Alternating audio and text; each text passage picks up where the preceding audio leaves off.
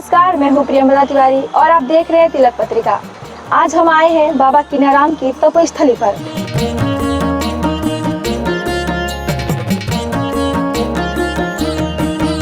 ऐसा कहा जाता है कि जिनको ना दे राम उनको दे कीनाराम।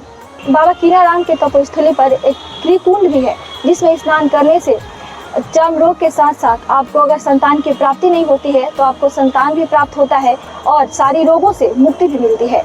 तो चलिए जानते हैं यहाँ के सेवादारों से कि क्या है अघोर परंपरा। अघोर के आदि गुरु जो हैं वो शिव को कहा जाता है। शिव के बाद दूसरे जो मुख्य आचार्य हुए वो भगवान दत्तात्रेय जी। उसके बाद 6वीं 7वीं शताब्दी के बाद अघोर लुप्त था।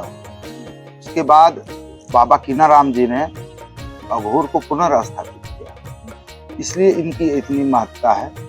जो समाप्त सा हो गया था अघोर, उसको पुनः बाबा कीनाराम जी ने स्थापित।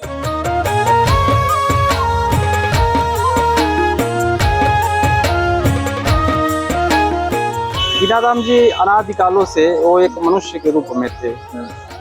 आज ही से नहीं है, अनादिकालों से। ये जो धुनी सामने देख रही है ये अनादिकालों से चलती हुई आ रही है। ये महत्व इसका ये है कि ये इस पे अनेक ऋषि महात्मा सभी लोग आए और अपनी अपनी साधना पूर्ण करके वो लोग अपने अपने स्थान के लिए प्रस्थान किए। जो बाबा कीनाराम जी यहाँ पे अस्थायी हो गए, ये बाबा की एक समाधि स्थली है जो ऊंची लोग पे आप देख रही हैं। और वो इसलिए यहाँ का विशेष महत्व आप लोग जानते हैं। बहुत लोगों के मन में कुछ भ्रांतियाँ भी हैं, लेकिन उस भ्रांतियों को कोई दूर नहीं कर सकता। अघोर क्या होता है? अघोर मतलब कि जहाँ आप सब कुछ समन कर जाए, जहाँ आपकी सोच खत्म हो रही हो, वहाँ से ये अघोर चालू होता है। आने पर इतना अच्छा लगता है कि फिर जाने के मन नहीं करता है। हमको तो लगता है कि यहीं रह जाए, अच्छा लगता है। कीनाराम बाबा के बड़ा महत्व है। हम लोग जब से आ रहे हैं बहुत अनुभव लग रहा है। त्रिकुंड में कभी स्नान किया है आपने? हाँ, हम रोज आए हैं तो आते हैं तो करते हैं। इसका महत्व के बारे में आपको पता है? हम तो ये बहुत महान है यहाँ पर। जो जल में नहाता है उसका सब मनोकामना पूर्ण हो जाता है ना बाबा। ये अघोर पीठ है, मैंने पूरे विश्व की विख्यात पीठ है। ये कुंड है, इसमें किसी भी रोग से ग्रसित लोग रहता है तो 5 बार मंगल स्नान करता है। 5 बार चावल दाल यहाँ दान होता है और लोग मनौती मानते हैं मछली भात। 5 बार मंगल नहा लेने के बाद मछली भात का भोग लगता है, उसी से लोगों का कल्याण हो जाता है, तो स्वस्थ हो जाते हैं, ठीक हो जाते हैं।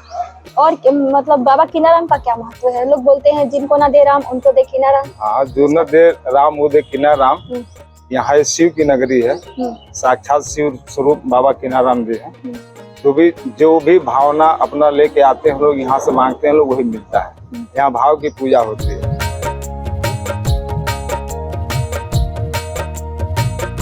यहाँ किसी तरह का झाड़ फूक नहीं है। लोग जनरली आते हैं यहाँ अपने कष्ट के निवारण के लिए कि कोई झाड़ देंगे, कुछ ये नहीं है। बस यहाँ रविवार और मंगलवार लगातार 5 स्नान कीजिए।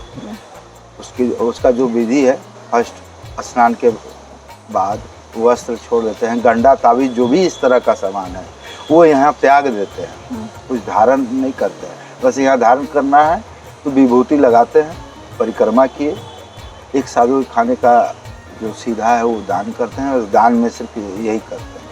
एक साधु 400 साल से यहाँ पे अखंड जो धुनी जलती है उसके बारे में बताइए।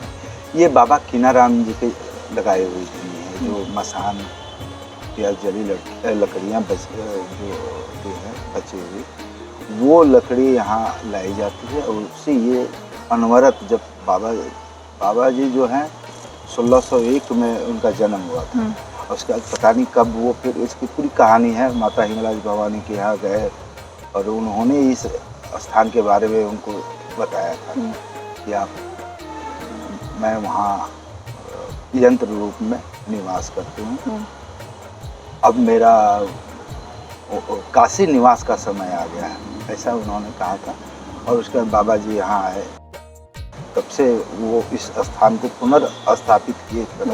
है तो आदिकाल से ही, अनंत काल से है, लेकिन बाबा ने इस स्थान को पुनर्स्थापित किया।